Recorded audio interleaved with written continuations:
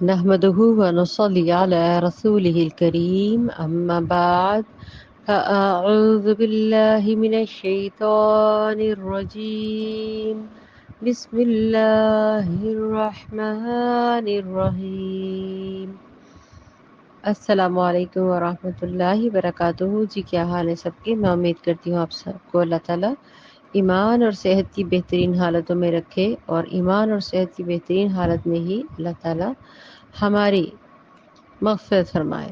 مطلب ہمیں جب نزول کا وقت آئے تو تب بھی ہماری ایمان کی حالت اللہ تعالیٰ اس کو قائم رکھے، خاتمہ بالخیر ہو، تقوی کے ساتھ، کلمے کے ساتھ ہمارا اختتام ہو، گمراہی میں نہ ہو۔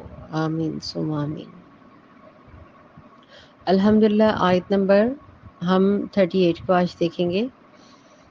یہاں پہ تھوڑا سا حوالہ میں پچھلی آیت کا بھی دوں گی تفسیر کے اندر انشاءاللہ۔ بسم اللہ الرحمن الرحیم۔ پہلے لفظی ترجمہ کرتے ہیں۔ قلنا کہا ہم نے، اہبتو اتر جاؤ، تم اتر جاؤ، منہا اس میں سے، جمیعا سارے کے سارے، سب جو بھی ہیں ان کو اللہ تعالیٰ یہاں پہ حکم دے رہے ہیں۔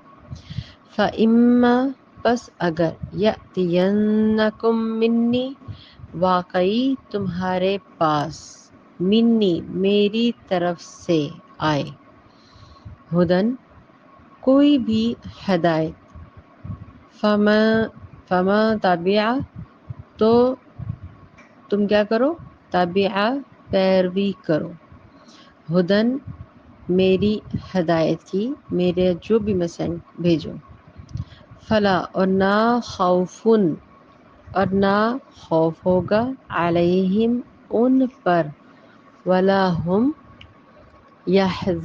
یحزنون اور نہ وہ غمگین ہوں گے۔ دیکھیں یہاں پہ میں آج چاہ رہی ہوں کہ ہم ایک کی بجائے دو آیات کو اکٹھے کریں، 38 کو بھی اور 39 کو بھی۔ اس کی وجہ یہ ہے کیونکہ ایک پچھلے والے حصے کا ہی یہ اگلی لائن بھی حصہ ہے۔ والذین آیت نمبر 39، والذین اور جن لوگوں نے، کفروا کفر کیا یا انکار کیا، وکذبوا اور جھٹلایا، بآیاتنا ہماری آیات کو، اولئک وہی لوگ ہیں، اصحاب النار آگ والے، ہم وہ، فیہا اس کے اندر، خالدون ہمیشہ ہمیشہ رہیں گے، رہنے والے ہیں۔ یہ ہو گیا اس کا لفظی ترجمہ، اور تھوڑی سی تفسیر کے بعد میں نے کیوں ان دونوں کو ملایا یہ بھی میں آخر میں انشاءاللہ وضاحت کروں گی۔ اللہ تعالیٰ توفیق دے کہ میں صحیح اور سچ کو آپ کے سامنے پیش کر سکوں۔ آمین ثم آمین۔ قُلْنَا اهْبِطُوا مِنْهَا جَمِيعًا، اس آیت سے معلوم ہوتا ہے کہ اللہ تعالیٰ فرما رہے ہیں کہ تم سب یہاں سے اتر جاؤ۔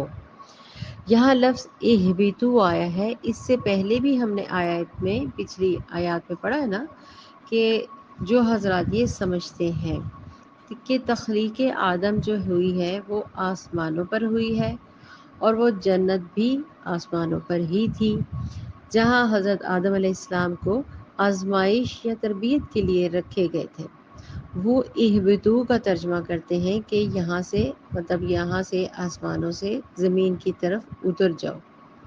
لیکن جو لوگ سمجھتے ہیں کہ آدم علیہ السلام کو زمین پر ہی کسی بلند مقام پر رکھا گیا تھا، تو وہ کہتے ہیں اہبتو سے مراد ہے کوئی بلند جگہ سے نیچے اترنا، نہ کہ آسمانوں سے زمین پر اترنا۔ لہذا یہ دونوں ہی باتیں عام پائی جاتی ہیں، تو میں نے کہا کہ آپ کو دونوں کے ساتھ ایکسپلین کر دوں۔ اصل مقصد وہی ہوتا ہے کہ ہم نے اس بات سے کیا نتیجہ نکالنا ہے اس کی ہم پرواہ نہیں کرتے، ہم مقام، جگہ، نام، کتنی، کیسے، کون سا ٹائم، ان کے پیچھے لگ جاتے ہیں۔ اللہ رب العزت ہمیں فضول باتوں سے بچائے۔ چلتے ہیں ہم آگے کی طرف۔ تو جب اللہ تعالیٰ نے ان سے کہا اہبتو کہ نیچے اتر جاؤ، تو وہ آزمائش ہی جو جنت کسی وجہ پر جو اوپر تھی، وہاں پر حکم دیا جا رہا ہے کہ نیچے اتر جاؤ، اب تمہیں زمین میں کیا کرنا ہے؟ ہل چلانا پڑے گا، روٹی حاصل کرنے کے لیے محنت کرنی پڑے گی، اور یہ جو نعمتوں کا دسترخوان جو یہاں پر بچھا ہوا تھا اب تمہارے لیے نہیں ہے۔ اس معنی میں اس لفظ کا استعمال اسی سورۃ البقرہ کے 7ویں رکوع میں بھی ہو رہا ہے۔ اللہ تعالیٰ آگے ہم جب سورۃ البقرہ کے اندر ہی جب 7ویں رکوع کی طرف پڑھیں گے تو کیا وہاں پہ آیت آ رہی ہے، اہبطوا مصرا فإن لکم ما سألتم، کہ مطلب کہ تم فلاں مصر والی جگہ ہے، وہ جگہ شہر جو ہے وہاں پہ آپ اتر جائیں تو سارے کے سارے، تو مطلب یہ چیز آپ کو دوبارہ وہاں پہ ملے گی۔ وہاں پہ ہم اس کی خلاصہ مزید بیان کر لیں گے انشاءاللہ۔ آگے چلتے ہیں، فَإِمَّا يَأْتِيَنَّكُم مِّنِّي هُدًى فَمَن تَبِعَ هُدَايَ فَلَا خَوْفٌ عَلَيْهِمْ وَلَا هُمْ يَحْزَنُونَ۔ تو جب بھی یہاں پہ ساتھ ہی کہا کہ نیچے اتر جاؤ، اور دیکھیں ساتھ میں آپ کو ایک میسج دیا جا رہا ہے حضرت آدم علیہ السلام کو، کہ جب بھی تمہارے پاس میری جانب سے کوئی ہدایت آئے تو جو لوگ میری اس ہدایت کی پیروی کریں گے، جو بھی یاتینکم، دیکھیں جو کچھ بھی بھیجا جا رہا ہے، آیات ہو، ہدایت ہو، میسج ہو، وحی ہو، کچھ بھی ہو، تو کیا اللہ تعالیٰ فرماتے ہیں اس کی پیروی کرو، اس کی ہدایت کی پیروی کریں۔ ان کے لیے نہ کوئی، پھر ساتھ ہی اللہ تعالیٰ فرماتے ہیں ان کے لیے نہ کوئی غم ہوگا، نہ وہ حزن سے دوچار ہوں گے۔ حزن کہتے ہیں کہ دیکھیں جب آپ کا پیپر آ گیا، آپ نے پیپر دے لیا، جس طرح کی بھی ٹوٹی پھوٹی تیاری کی ہوگی، لیکن حزن ہوتا ہے مسلسل ماتم، مسلسل افسوس، مسلسل اپنا رہنا ذہن میں کہ کاش میں نے ایسا کیا ہوتا، کاش میں اس طرح کر لیتی، کاش میں نے یہ سوچا ہوتا، کاش میں یوں یوں یوں یوں نہ کرتا۔ انسان کی ساری زندگی جو ہے نا وہ کاش پر بہت منحصر ہے، حالانکہ ایسا نہیں کرنا چاہیے۔ جو ہوتا ہے اس میں آپ کی بہتری ہوتی ہے، آپ کے کاش کرنے سے کچھ نہیں ہوتا۔ بہرحال یہ علم انسانی کا دوسرا گوشہ، یعنی جو اس کو ہم کہتے ہیں نا علم بائیولوجی جس کو کہتے ہیں، یا ریویلڈ نالج، اس چوتھے رکوع کا جو حسن آپ ملاحظہ کر رہیں گے نا، اس سے شروع میں ہی وہاں پہ اکتسابیات کا علم ہے، مطلب ایکوائرڈ نالج کا ذکر ہے، جو آپ کو پوٹینشلی حضرت آدم علیہ السلام میں رکھ دیا گیا تھا، اور جسے انسان نے اپنی محنت سے اپنے حواس اور عقل کے ذریعے آگے بڑھایا، جس کا ذکر میں کافی ڈیٹیل سے پہلے بھی کر چکی ہوں، کہ ہم اس سے کیا سیکھتے ہیں کہ یہ کیسے ہو رہا ہے، یہ کیسے ہو رہا ہے، اب میں نے کیا کرنا ہے، میرا رد عمل کیا ہو۔ یہ پوٹینشلی جو خواص یا تربیہ اللہ تعالیٰ نے ہمیں دیا ہوا ہے، یہاں پہ اس کا ذکر ہو رہا ہے کہ آدم علیہ السلام کو اللہ تعالیٰ فرما رہے ہیں کہ جب میرے پاس تمہارے پاس میں کوئی بھی ہدایت بھیجوں، کوئی وحی بھیجوں، تو اس کے اوپر عمل کرنا، اور خالی آدم علیہ السلام کے لیے نہیں، یہ تمام بنی نوع آدم کے لیے یہی میسج ہے۔ قرآن میں بار بار کہتی ہوں کہ خالی ان کو نہیں کہا جا رہا، اس کے اندر چھپا ہوا یہ راز ہوتا ہے کہ اے بندہ خدا، آپ سب سے مخاطب ہو کے یہ میسج دے رہے ہیں، البتہ پیغمبروں کو کیونکہ وہ ہدایت شدہ ہوتے ہیں، اللہ تعالیٰ کی طرف سے اللہ تعالیٰ کے احکام کو ہمارے پاس پہنچاتے ہیں، ہمیں اس پر عمل کرواتے ہیں، جیسے آپ کو ایک ٹیچر سمجھاتا ہے، بالکل اسی طریقے سے اللہ تعالیٰ نے ان کو چونکہ خلافت بخشی ہوئی تھی، ان کو دنیا میں بھیجنا تھا، یہ پورا کام، یہ نظام اسی ہی طریقے سے ترتیب کو انجام پانا تھا، تو اللہ تعالیٰ وہاں پہ کیا کہتے ہیں، جب میں تمہیں کوئی میسج دوں، کوئی آیت بھیجوں، کوئی وحی کے ذریعے پیغام دوں، اس کے اوپر کیا کرنا ہے، فوراً ایکسیپٹ کرنا ہے اور اس کے اوپر اپنا رد عمل سٹارٹ کر دینا ہے۔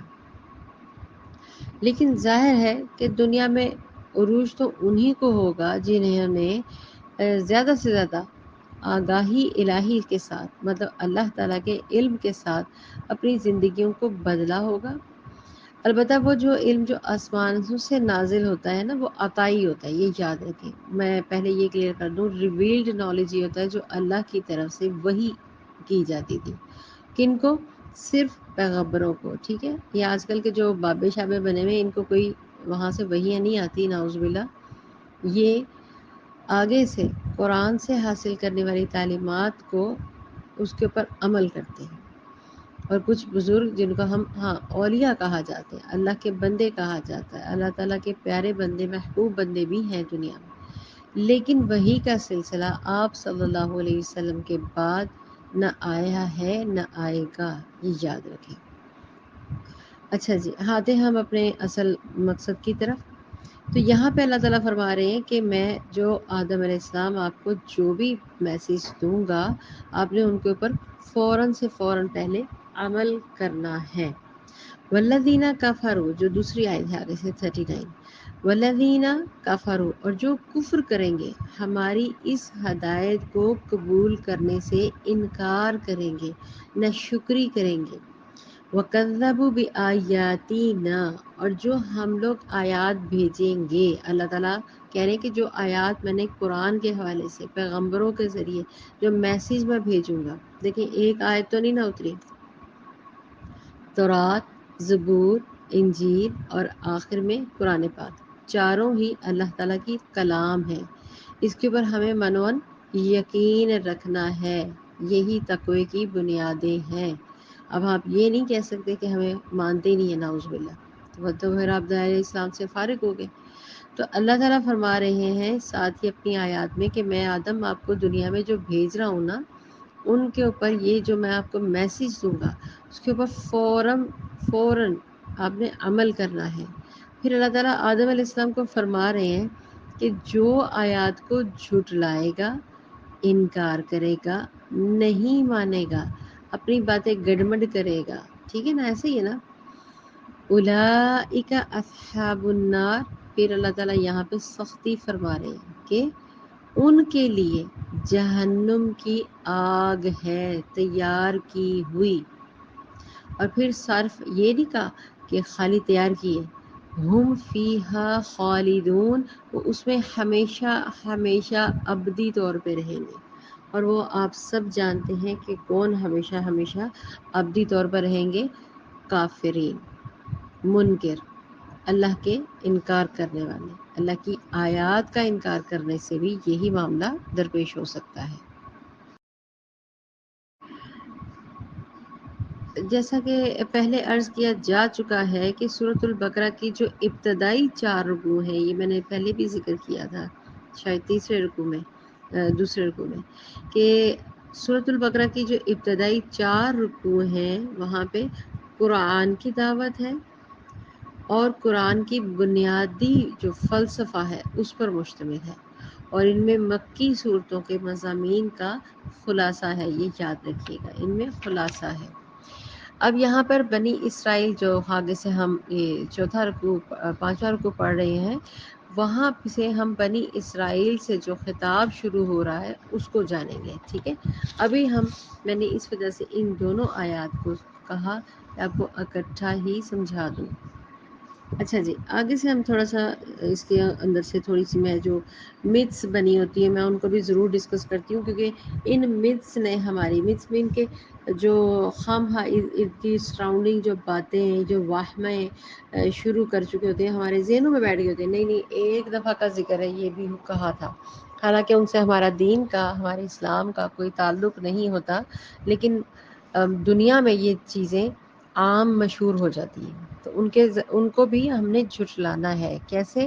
کیونکہ جو حق ہے، جو سچ ہے، وہ قرآن میں آ چکا ہے. ارد گرد کی باتیں صرف مفروضے سے زیادہ اہمیت نہیں رکھتی. زمین پر اتارے جانے کے بعد دوبارہ سے ذکر فرما رہے ہیں اللہ تعالیٰ، اور اس پر حکم پیرا ہونے کے لیے کہا جا رہا ہے کہ آدم علیہ السلام کل نہبتو منہا جمیعا. اللہ تعالیٰ نے کیا کہا؟ سب کے سب یہاں سے اخراج کر جائیں، نکل جائیں. مراد آدم علیہ السلام، حوا اور ابلیس ہیں. ٹھیک ہے، ان کے ساتھ چیزیں بھی شامل کر سکتے ہیں جو آدم علیہ السلام کے لیے بنائی گئی تھی، مطلب پھل، ہوا، یہ چیزیں، یہ سارا کچھ جو مناظر وغیرہ، سارا کچھ نباتات، اے ٹو زی چیزیں وغیرہ. تو آدم کو زمین پر بھیجنا، جو کچھ گناہ ہے وہ کفارے کے طور پر نہیں تھا. مجھے یہ یہاں پہ ایکسپلین کرنا ہے. کیوں؟ سمجھے آپ بات کو. ہم نے پچھلی آیات میں پڑھا ہے اللہ تعالیٰ فرماتے ہیں انی جاعل فی الارض خلیفہ، یقیناً میں زمین پر ایک جانشین بنانے والا ہوں. سورۃ البقرہ کی آیت نمبر 30 ہم پڑھ چکے ہیں نا. اس کے تحت اللہ تعالیٰ فرماتے ہیں کہ میں یہاں پہ ایک جانشین بنانے والا ہوں. جبکہ استغفر اللہ، عیسائیوں کا کیا عقیدہ ہے جو ہم لوگ بھی بول دیتے ہیں اپنی لا علمی میں، کہ آدم کا یہ گناہ بنی نوع انسان کی نسل در نسل میں منتقل ہو گیا. تو لہٰذا سیدنا عیسیٰ علیہ السلام، اس لیے جو حضرت عیسیٰ علیہ السلام ہے نا، اس لیے وہ سولی پر چڑھے اور وہ سارے کے سارے جو ہے نا ہمارے بنی نوع انسان کے جو گناہ ہیں ان کو بخشوانے کے لیے ہمارے نبی نے، مطلب عیسیٰ علیہ السلام نے سولی پر چڑھ کر اپنی جان دے دی. استغفر اللہ. اس کی ڈیٹیل تیسر القرآن جو ہے اس کے اندر آپ کو مل جائے گی. تو میں نے یہ مفروضہ تھا جو میں نے آپ سے کہا تھا کہ ایسی کسی من گھڑت بات کے اوپر آپ یقین نہ رکھیے گا، کیونکہ یہ صرف عیسائیوں کے نزدیک عقیدہ ہے. آپ سب جانتے ہیں بائبل کے اندر اتنی زیادہ تبدیلیاں کر دی گئی ہیں جس کی وجہ سے یہ ضرور کہا ہے کہ آپ سرچ کریں، لیکن آپ اس کو پڑھیں، نالج لیں، لیکن جو چیزیں غلط ہیں پہلے ان کے اوپر آپ کا عبور حاصل ہونا چاہیے. پھر اللہ تعالیٰ کیا فرماتے ہیں؟ فَإِمَّا يَأْتِيَنَّكُم مِّنِّي ہدن فمن تبع ہدا. اگر میری طرف سے تمہارے پاس کوئی بھی آیت آئے، تمہارے پاس کوئی بھی رسول جو ہے بیسیکلی کوئی بھی لے کر آئے، کیونکہ ہمیں پھر آگے سے آپ صلی اللہ علیہ وسلم بتا رہے ہیں نا، تو آپ اس نظریے سے آیات کو فوکس ہو کے سمجھا کریں کہ آپ صلی اللہ علیہ وسلم پھر کیا پیغام دے رہے ہیں کہ جب میری طرف سے کوئی بھی، اللہ تعالیٰ فرماتے ہیں میری طرف سے کوئی بھی ہدایت آئے، کوئی میسیج آئے، فوراً کے فوراً اس کے اوپر اپنی رضامندی کا اظہار کیا کرو. میرے رسولوں اور میری کتابوں پر ایمان لایا کرو. اور جب وہ ایمان نہیں لائیں گے تو کیا ہوگا؟ اوبیسلی جنت میں تو نہیں جائیں گے نا. تو لہٰذا اللہ تعالیٰ نے کہا کہ اے آدم اب آپ نیچے اتر جائیں. اب وہ آسائشیں سہولتیں مقرر نہیں کی گئیں، اب آپ کو محنت کر کے یہاں پہ. کیسی محنت؟ اللہ تعالیٰ نے پہلے اسی پچھلی آیت میں کہا، کیا کہا کہ میں نے آدم علیہ السلام آپ کو فتاب علیہ، میں نے آپ کی جو توبہ ہے اس کو قبول فرما لیا. ایسا ہی سے پڑھا ہم لوگوں نے. جب اللہ تعالیٰ نے آدم علیہ السلام کو یہاں پہ ساتھ ہی کہہ دیا کہ وہ اپنے پریشانی کے ساتھ گم ہو گئے، خاموش ہو گئے، پریشان ہو گئے کہ مجھ سے غلطی ہو گئی، اللہ تعالیٰ نے فوراً کہا کہ جب تم نے ندامت کے ساتھ معافی تلافی کی تو میں نے فوراً سے پہلے تمہیں اپنے رحیم ہونے کے ناطے میں نے تمہیں معاف کر دیا. کلیئر؟ یہاں تک کلیئر ہو گیا؟ اب جب اللہ تعالیٰ نے معاف کر دیا تو پھر عیسائیوں کے بائبل کے اندر اس طرح کے جو مفروضے پائے جاتے ہیں، کیا ہمیں اس کے اوپر یقین کرنا چاہیے؟ استغفر اللہ. لہذا اب آتے ہیں ہم اپنے ٹاپک کی طرف. ٹاپک یہ ہے کہ اللہ تعالیٰ نے حضرت آدم علیہ السلام کو کہا کہ اب آپ دنیا میں جائیں، محنت کریں، جو میں میسیج دوں، جو انبیاء اور رسولوں کو جو ہدایت دی گئی، ہدن کتاب، ہدن ہدن کیا ہے؟ کتاب. کتاب کون سی؟ قرآن پاک. جو بھی اس میں لکھا ہے، جو بھی اس کے اندر پیروی کرے گا، جو ان پر فل بالکل عمل صالحہ کرے گا تو کیا ہوگا؟ فلا خوف علیہم ولا هم یحزنون. تو نہ وہ غمگین ہوں گے. obviously وہ کیسے غمگین ہوں گے؟ کیونکہ ان کا تو آخرت میں ٹھکانہ ہوگا جنت. اور جو انکار کرنے والے ہیں وہ کیا ہوں گے؟ استغفر اللہ، ان کا ٹھکانہ ہوگا اصحاب النار. اسی لیے میں نے آگے والی آیت اس کے ساتھ ملا کر آپ کو ساتھ ترجمے کرنے کی کہا کہ آج ہم ملا کے پڑھتے ہیں. کیوں؟ کیونکہ اس کا لنک سارا پچھلی آیت سے ہے. اول تو تمام لنکڈ ہے ساری آیات یہ والی جو مسلسل ہم پڑھ رہے ہیں، لیکن یہاں پہ ہے والذین کفروا. ساتھ ہی اللہ تعالیٰ فرماتے ہیں جنہوں نے انکار کر دیا ابھی بھی، مطلب اللہ تعالیٰ نے ہمیں اس سے پہلے بھی، ابھی ہم نے شاید پیچھے بھی آیت میں پڑھا ادو، کہ کوئی تمہارے دوست ہوں گے اور زیادہ تر تمہارے اپنے ہی تمہارے دشمن ہوں گے، پڑھا نا. تو اسی لیے اللہ تعالیٰ نے حضرت آدم علیہ السلام کو ساتھ ہی یہ فرمایا کہ جن لوگوں نے انکار کریں گے، کیونکہ حضرت آدم علیہ السلام تو نہیں کریں گے، انہوں نے تو پھر ساری زندگی اپنی عبادات اور جو ساری جو اخلاقیات تھی، جو ایمانیات تھی، جو معاشیات تھی، وہ ساری کی ساری اللہ کے حکم کے ساتھ، اسی کی اطاعت کے ساتھ، دین کی سمجھ، بوجھ، فہم، جو بھی اللہ نے ان کو پیغام دیا، سارا کا سارا اپنی قوم کو پہنچا دیا، اور اماں حوا نے بھی ان کا ساتھ دیا، ایسے ہی ہے بالکل۔ لہذا آگے سے اللہ تعالیٰ اسی لیے کہہ رہے ہیں کہ آدم علیہ السلام آپ نے تو ہدایت پہنچا دینی ہے، تمام رسولوں نے ہدایت پہنچا دینی ہے، سب نے، لیکن یہاں پہ تم میں سے، تمہاروں میں سے ہی، تمہارے اندر سے ہی کچھ لوگ تمہارے دشمن ہیں۔ تو کیا کہا اللہ تعالیٰ نے؟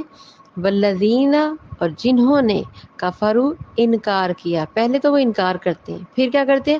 کذبوا، پھر جھٹلا ہی دیتے ہیں، بآیاتی، نہ جو آیات ہم نے حالانکہ بھیجی ہوتی ہیں، اللہ تعالیٰ نے بھیجی ہوتی ہے نا، نعوذ باللہ کبھی کسی پیغمبر نے تو نہیں وہ آیات بنائی ہوتی، یہ تو اللہ تعالیٰ کا کلام ہوتا ہے، تو کیسے وہ جھٹلا دیتے ہیں وہ لوگ؟